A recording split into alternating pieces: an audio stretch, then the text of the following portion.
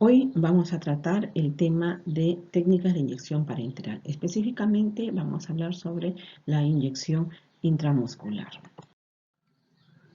Vamos a hablar sobre la finalidad, las ventajas que tiene esta vía, desventajas, zonas de administración, precauciones, complicaciones y su procedimiento.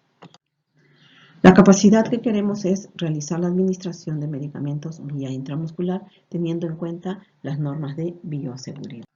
La administración de medicamentos por vía intramuscular es la preparación de una solución medicamentosa que va a ser administrada a través de una jeringa hipodérmica en el tejido muscular.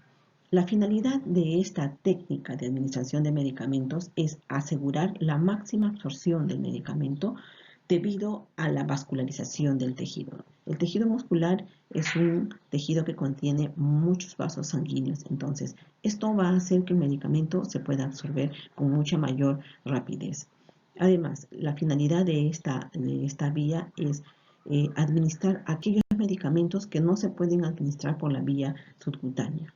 También nos va a permitir administrar algunas otras sustancias como son las vacunas.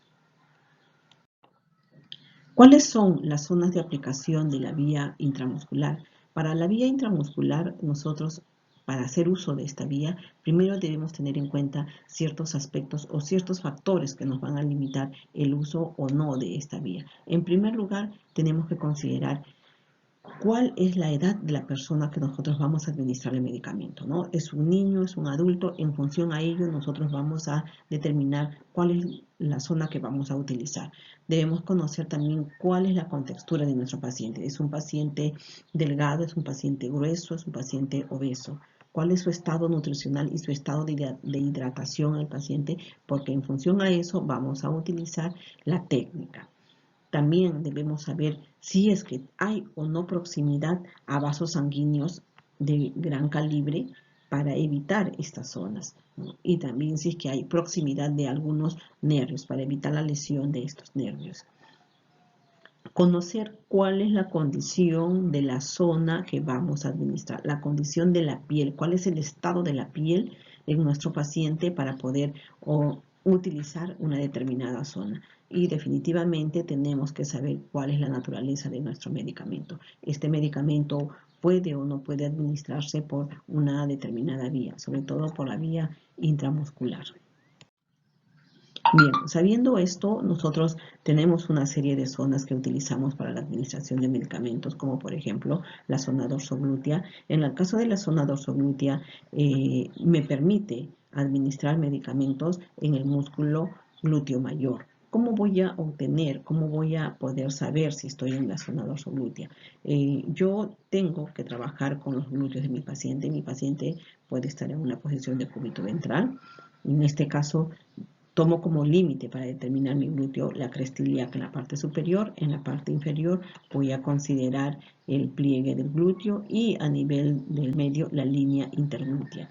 Trabajando con un glúteo, yo voy a imaginariamente delimitar 4 cuadrantes, ¿no? Una línea horizontal y otra vertical. Entonces, al limitar estos cuadrantes, voy a utilizar para inyectar el cuadrante superior externo. Esta va a ser la zona que yo voy a considerar para administrar medicamentos.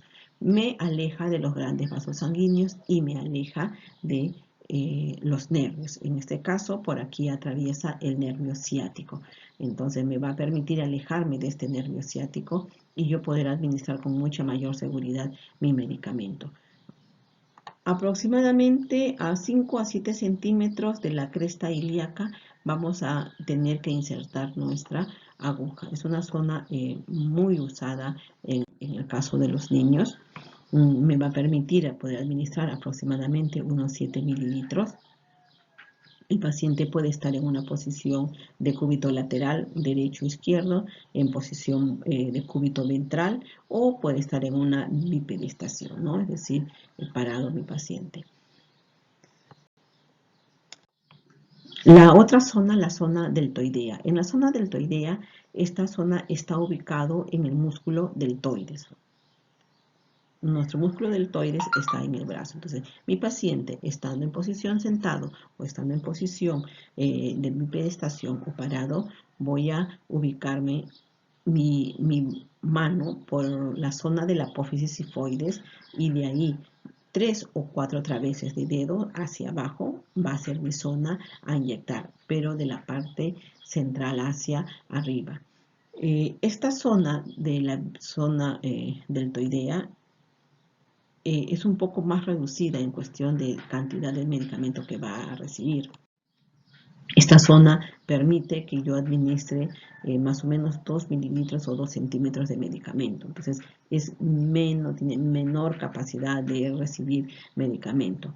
El paciente, como les digo, puede recibir o puede estar en posición sentado o puede estar en posición parado, ¿no? Generalmente esta zona tiene un músculo pequeño, lo utilizamos la mayoría de veces para la administración de las vacunas por vía intramuscular.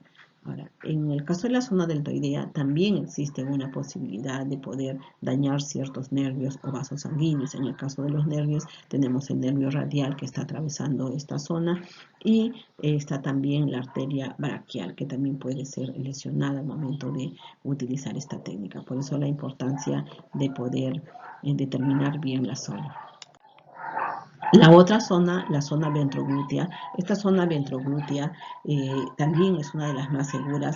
Esta va a admitir más o menos también 5 mililitros de medicamento y es una de las zonas de mayor elección para el caso de los niños, ¿no? Cuando yo quiera trabajar con niños, pues opto por esta zona. Ahora, mi paciente va a estar en decúbito lateral, derecho o izquierdo, y yo voy a colocar mi mano por encima del trocánter mayor y al fijar mi dedo pulgar en la zona de la cresta ilíaca, voy a separar mis dedos índice y mi dedo medio. Entonces, la separación que se forme entre el dedo índice y medio me va a permitir determinar la zona ventroglútea. Y es allí donde se va a inyectar la aguja. La última zona que se utiliza es la cara externa del muslo. Específicamente está localizando el músculo vasto externo. Este músculo vasto externo es largo y discurre a través de todo el muslo. Generalmente, para poder localizar esta zona, mi paciente está en una posición o sentado o en posición de cúbito dorsal. Entonces, considerando desde la rodilla aproximadamente unos 5 centímetros hacia arriba y en el caso del trocánter mayor unos 5 centímetros hacia abajo. La zona central que queda localizada dentro de estos extremos va a ser la zona que yo voy a localizar para administrar el medicamento, ¿no? Considerando que tiene que ser del lado de la cara antero hacia el lado lateral.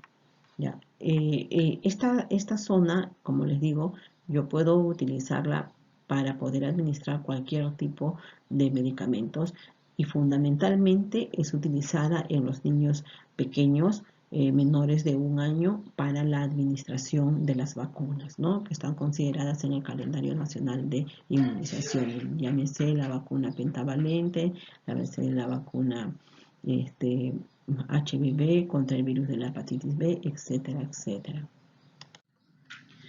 Ahora bien, para poder realizar la administración de estos medicamentos, nosotros necesitamos una serie de equipos. Estos equipos están mencionados en el video, vamos a poder observarlos, pero como referencia necesitamos la receta médica. Es fundamental que nosotros tengamos la receta médica para poder administrar cualquier tipo de medicamento. Si nosotros no contamos con receta médica, no administramos medicamentos.